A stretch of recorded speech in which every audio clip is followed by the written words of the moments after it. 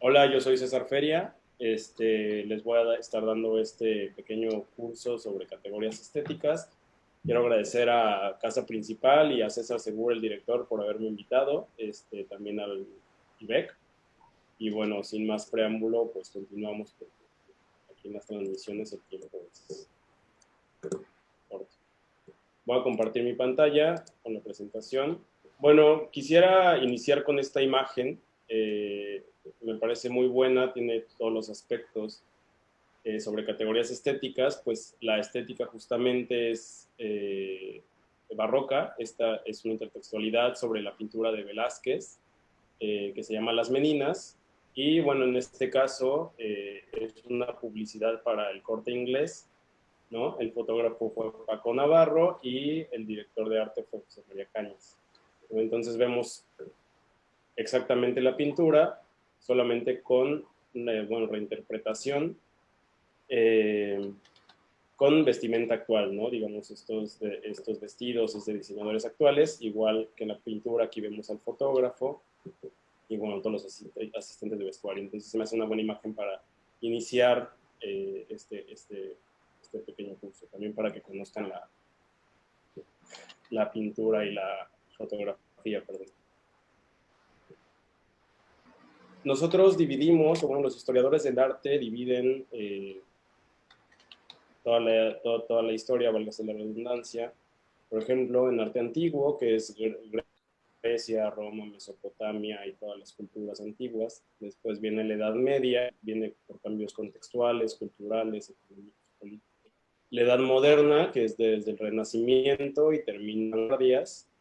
Y después viene la posmodernidad, después de las vanguardias hasta más o menos finales de los años 80, principios de los 90. Y luego viene, como algunos autores como Magda Rodríguez, nos hablan de la transmodernidad, que es lo que estamos viviendo actualmente, y más adelante en otra transmisión veremos por qué se le llama transmodernidad. Anteriormente, las categorías estéticas eran dicotómicas, simplemente era lo cómico, lo feo, lo bello. Eso era lo que pues los griegos y las culturas de la edad antigua tenían como categorías estéticas, simplemente eran dicotómicas. Y que era, pues era la simetría, la proporción, la calidad, ¿no? Tenía que ver con la sección áurea. Todo esto, pues, estaba permeado por ciertos paradigmas que, bueno, durante todo este tiempo, pues fueron, digamos, permeando las categorías que son paradigmas judeocristianos, ¿no? Grecolatinos, eurocéntricos, machistas, patriarcales, clasistas, etcétera, ¿no? Estas categorías estéticas pues surgieron o duraron a lo largo de toda la historia del arte. Sin embargo, durante el romanticismo surgen nuevas categorías estéticas, ¿no? Como lo sublime, lo grotesco, otra vez dicotómicas, ¿no? Y de ahí surgen otras categorías o subcategorías estéticas como lo pintoresco, lo singular, lo irregular, lo extravagante, lo original, la originalidad, ¿no? Y bueno, también aquí tenemos una cita de Kant, este filósofo, que nos dice: es menester la existencia de cierta cultura, por lo que el hombre rudo, digo, de cierta cultura, lo que el rudo le atemoriza, el culto, la persona culta lo ve como sublime.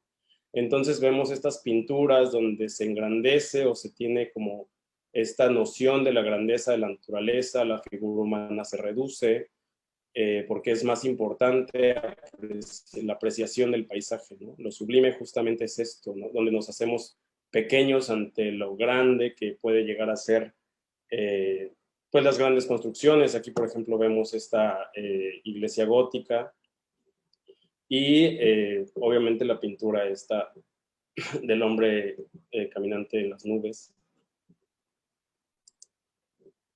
Tenemos en las vanguardias también surgen nuevas categorías estéticas también. Durante 1905 el cubismo, que es una de las vanguardias, surgen estas categorías como el movimiento, el recorrido, la rapidez, y los pintores y los autores, fotógrafos y otros creadores comienzan a querer expresar, digamos, todas estas categorías en la pintura, en cuestiones bidimensionales, y de qué forma puedo yo representar el movimiento, pues obviamente con todas estas, ¿no? Distorsiones de las figuras, la rapidez y la velocidad. Después vienen otras vanguardias, pero digamos que les estoy nombrando las que tuvieron como cierta repercusión o importancia para la aportación de las categorías estéticas. El dadaísmo es también muy importante. Recordemos que es una de las vanguardias que estuvo, eh, una de las vanguardias que estuvo aquí, que repudiaba la guerra, ¿no? Con Hugo Boll y Tristan Tzara, respectivamente. Y, perdón, y tenemos nuevas aportaciones como el collage, el arte ready-made, el performance, el nihilismo, todo este tipo de situaciones se suman también a las categorías estéticas, se empiezan a probar nuevas categorías, la gente y el público, también los artistas, aparte de probar, empiezan a aceptar, digamos, otras categorías que van más allá de lo feo, lo bello, lo trágico, lo cómico, estas categorías dicotómicas que hablábamos al principio. Todo esto tiene que ver con cuestiones contextuales, ¿no? Lo estamos viendo de manera muy rápida porque en la siguiente sesión vamos a checar paso a paso algunas de las vanguardias más importantes para las aportaciones de las categorías estéticas. Después de las vanguardias y de las guerras, de la Primera y Segunda Guerra Mundial, viene una época de, digamos, renacimiento, una gran eh, eh, una economía muy bollante, viene también acompañado de grandes manifestaciones artísticas. Por ejemplo, aquí vemos estos ejemplos de de Andy Warhol, que tienen que ver justamente con eso, con la abundancia, con el consumismo, con la repetición, con toda esta cuestión de series. Y bueno, también uno de los máximos filósofos de la posmodernidad nos habla de una crisis del humanismo y el gran fracaso de los ideales de la modernidad, ¿no? Ahora nos damos cuenta, bueno, durante la posmodernidad se dan cuenta que la modernidad fue un proyecto fallido, ¿no? ¿Qué trajo? Pues la religión nos traía guerras, las cruzadas, etcétera. Las vanguardias también nos trajeron guerra, o toda esta cuestión tecnológica también nos trajeron guerras, ¿no? Entonces la edad moderna fue un proyecto fallido y los posmodernos lo repudian y ahora quieren ellos tener una nueva visión, tanto estética como artística y en general filosófica, ¿no? Negamos y ya no creen en las metahistorias, simplemente la posmodernidad cree en la realidad que se está viviendo en ese momento, la realidad individual, lo que te está sucediendo y ya no lo que está sucediendo alrededor del universo, ¿no? Hay un cuestionamiento de los líderes que los llevaron a la guerra, a las trincheras de la Primera Guerra Mundial, a las bombas, toda esta situación tan trágica de la Segunda Guerra Mundial. También hay un cuestionamiento de la Iglesia Católica, la desacralización, y pues hay nuevas deidades, digamos, unas deidades que ya no son el Papa, los sacerdotes, sino estas nuevas estrellas, ¿no? De Hollywood, musicales, etc. Se niega por completo el menos es más, y al contrario, ¿no? Hay una frase que dice, menos es aburrido y entre más grande, mejor. Entre más abundante, entre más se muestre, pues mucho mejor. Ese es uno de los preceptos de la posmodernidad. Pero también empieza a haber nuevas críticas, ¿no? de estos comportamientos posmodernos, del gran consumismo que existe en ese momento. Y aquí, por ejemplo, podemos ver esta pieza de Dwayne Johnson, cómo me deja la posmodernidad, ¿no? ¿Cómo estamos actualmente o en ese momento?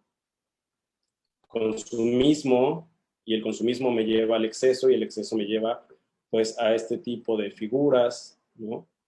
Que se empiezan a criticar en ese momento. como hay tanta abundancia, tanta economía, tanto movimiento, tanta rapidez, pues también empieza a haber estos multifamiliares, ¿no? Aquí vemos por ejemplo, complejo que diseñado por Mario Pani en la Ciudad de México,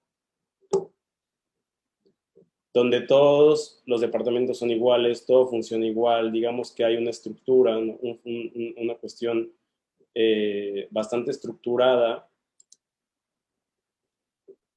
Vemos también, empiezan a surgir nuevos movimientos, ¿no? Es donde más movimientos y más rápido empiezan a surgir, ¿no?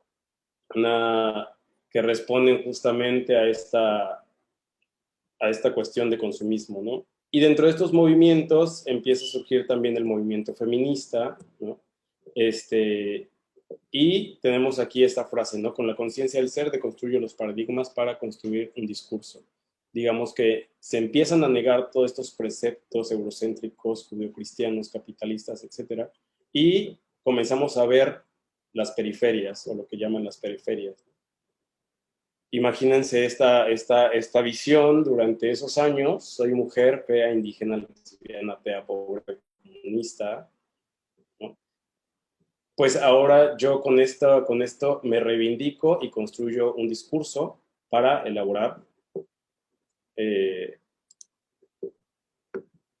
una pieza, obra, algo que quiera yo mostrar al mundo para decirles, sí, aquí estoy, soy yo y así soy, ¿no? Empiezan estas críticas, por ejemplo, de Barbara Kruger, ¿no? Compro, luego existo, tú no eres tú mismo, sino quien a lo mejor te dicen que seas, ¿no? Por las cuestiones del consumismo también. Es decir, una serie de críticas muy grandes. Empieza esta cuestión del autorretrato como de construcción. Y todo esto se hace porque justamente no se habían mostrado en toda la historia del arte, no se había mostrado qué quería decir la periferia, ¿no? ¿Qué quería decir la comunidad homosexual, o qué quería decir la comunidad lesbiana, o qué quería decir la comunidad afroamericana, o la comunidad feminista, etcétera, ¿no? Aquí, por ejemplo, vemos esta obra, ¿no? Me gusta mucho, de Carrie McGinnis. Mirando al espejo, la mujer negra le pregunta: espejito, espejito, ¿quién es la más bonita? Y le dice: Blancanieves, tú solo eres una perra negra, olvídalo, ¿no? Pero es un autorretrato reivindicativo, justamente es una crítica.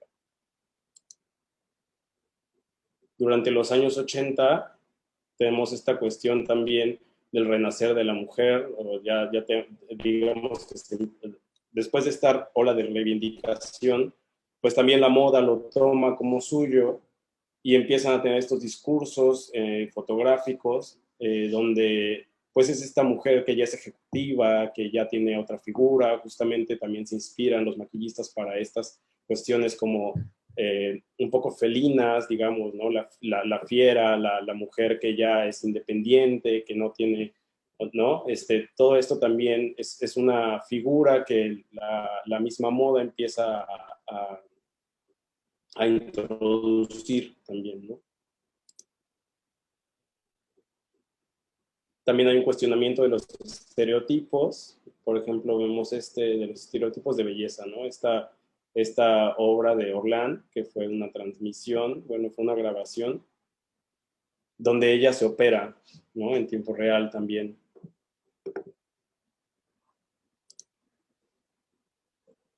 Este proyecto: quiero tener la frente de la Mona Lisa, pero también quiero tener tal cosa, ¿no? Se empieza a operar de acuerdo a los estereotipos que hubo durante la historia del arte.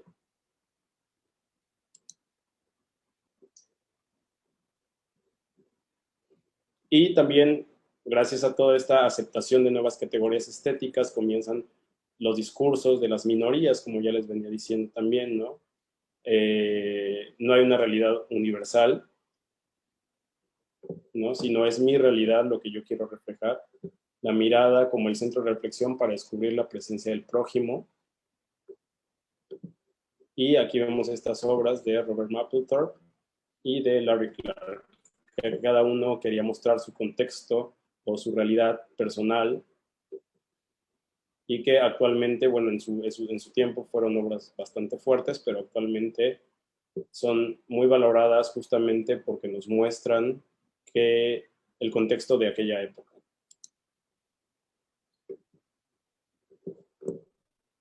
Nacen distintos movimientos como la movida madrileña, el movimiento punk. Bueno, eso no es en los 80s, pero tiene un gran auge durante los 80s. Todo un movimiento contracultural donde justamente están en contra de estos paradigmas que ya les habíamos dicho al principio, ¿no? Y tienen este discurso justamente de contracultura, ¿no? Iban en contra de las grandes corporaciones, en contra de los grandes gobiernos como el de Ronald Reagan, el de Margaret Thatcher, que eran neoconservadores. Entonces, era justamente todo lo contrario a lo que ellos querían, ¿no? Durante esta época, pues surgen las películas, obviamente, de Almodóvar y de otros directores que tenían que ver con este contexto de la movida madrileña, ¿no? Las obras de Robert Mapplethorpe, ¿no? Cuestiones interraciales, afroamericanos, desnudos, homosexuales. Todo esto en esta época era una cuestión de rebelión, justamente, ¿no? En 1990 ya tenemos bien sabido que esta dicotomía ya no existe, digamos, ¿no? Ya no es nada blanco o negro, sino existe una serie de matices, ¿no? O sea que para llegar del blanco al negro existen varias escalas de grises y entonces justamente surgen aún más categorías estéticas o son aceptadas muchísimas más categorías estéticas, lo escatológico, lo turbulento, la descontinuidad, la fragmentación, lo aleatorio, ¿no? Todo este tipo de cuestiones que ahorita ya podemos aceptar, digamos, en cuestiones, pues a lo mejor institucionales o en galerías, en museos, y que ya no solamente nos basamos para calificar una obra como fea o bonita o bella o etcétera, ¿no? Aunque cumpla con las reglas de estéticas de la sección áurea, etcétera, pues también podemos apreciar, pero todo tiene que ver justamente con el contexto, o tiene que estar contextualizada para poder ser valorada, porque justamente es una cuestión política y que nos va a marcar qué se vivía en ese momento, ¿no? Vemos aquí las piezas de Larry Clark, lo paso rápido porque de pronto, ¿no? Pero ese era su contexto justamente, drogas, sexo, violencia, ¿no? Los barrios marginales.